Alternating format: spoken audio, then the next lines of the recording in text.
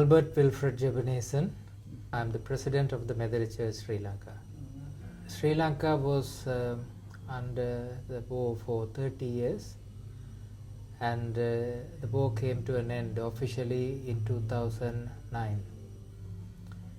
And it should have been the responsibility of the authorities to introduce peace building programs, reintegration of communities, etc., but that did not happen. People were concentrating on relief and rehabilitation, but that did not bring communities together, people together. So we as a church felt that we need to play a role to bring people together, religions together. We experienced religious intolerance in Sri Lanka after 2009. Religious intolerance against minority religious communities. Christians are affected, Muslims are affected, mosques are being attacked, and Christian churches are being attacked. So there is a lot of uneasiness, not in the urban area. Probably if a person from another country visits Sri Lanka, he or she would go around the main roads, visit important tourist places, live in urban areas, you won't feel it. But when you go to rural areas, you find a lot of insecure feeling among people. So that we felt that to bring religious leaders together, religious communities together, people belong to Sinhala and Tamil communities together, to start some kind of discussion, informal discussions from the grassroots level.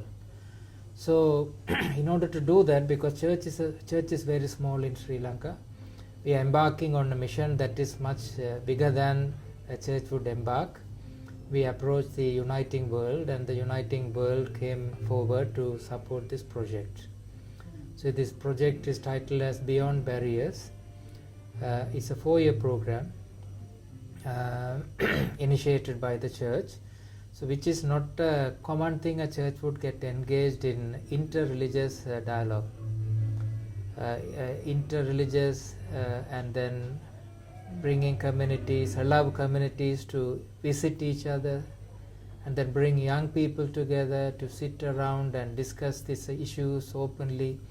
And many young people were born during the war. Now 30 years of war mean if a person had was born in 1983 or so, would have been 30 years old, would have lived throughout the war.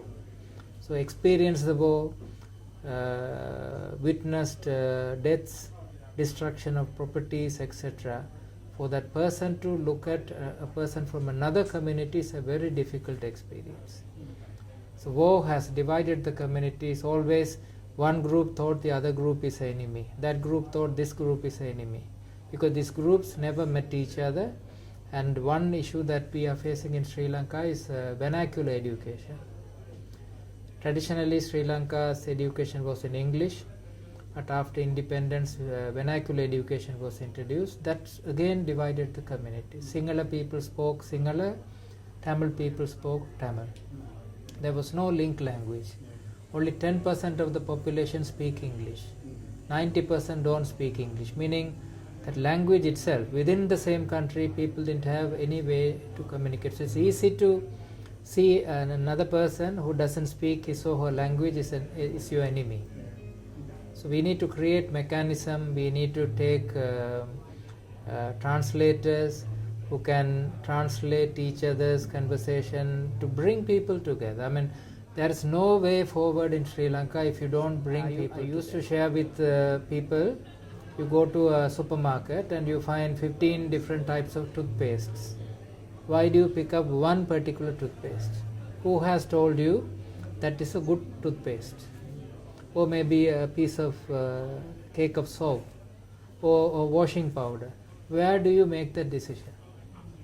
Who has helped you to make that decision? Same way, political opinions are formed, opinions about other ethnic groups are formed, good and bad are formed. So the way you present the information to the public. So Sri Lankan media present information in certain. There was even an analysis done. the incidents are, how incidents are reported in Sinhala papers and Tamil papers. Same incident. But if a Tamil person read the incident, it is presented in such a way that would appeal to a Tamil reader. The Sinhala paper would present the same incident in such a way that would appeal to the Sinhala. You need to somehow sell your paper.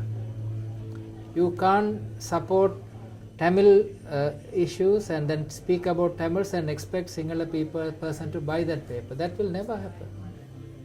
So therefore this what you actually experience, understand and see may not be